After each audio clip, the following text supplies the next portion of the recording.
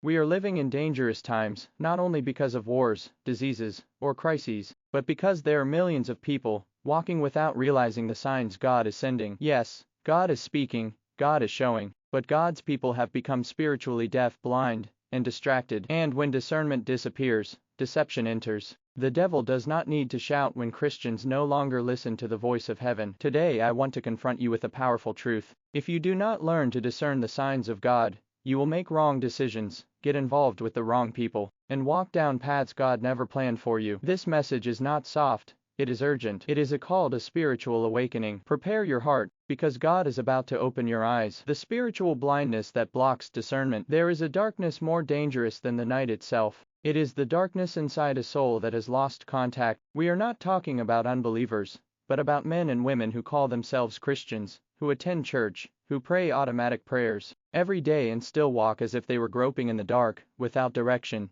without spiritual perception, without any discernment at all. There is a heavy silence in heaven for those who have lost the sensitivity of faith. And what is most shocking is that most do not even realize they are blind. It is possible to live inside the church and still be outside the will of God. It is possible to quote verses and not recognize the voice of the Holy Spirit. It is possible to pray with your lips and not hear a single word coming from heaven. And why? Because discernment has been extinguished, because the inner light has gone out, because the heart has become insensitive. Now imagine a man entering a dense forest at midnight. He has no flashlight, he does not know the path, and he trusts only his instincts to move forward. With every step, he crashes into branches, trips over roots, slips in the mud. The sounds of animals, the rustling leaves, the blowing wind, everything feels terrifying. And the farther he walks without light, the more lost he becomes. That is how the Christian who has lost discernment lives, guided by spiritual guesses, confusing emotion with revelation, feelings with divine direction. The problem of spiritual blindness is not new.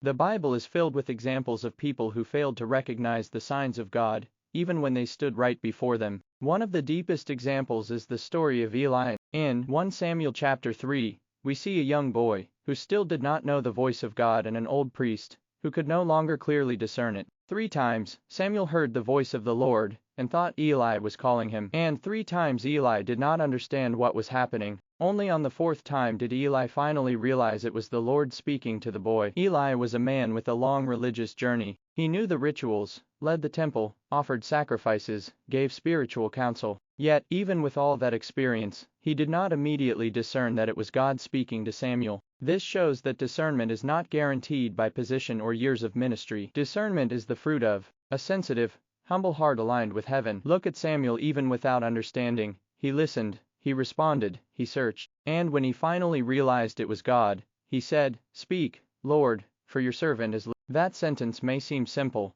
but it reveals the key to spiritual discernment. Listening with readiness, listening with humility, listening with an open heart. Spiritual blindness begins when Christians replace the voice of God with their own conclusions, when they begin to walk according to what they think, what they feel, what is most comfortable or most convenient, when they stop praying, "Lord, what do you want me to do?" and start praying only for God to bless what they themselves have already decided to do. Discernment dies when the voice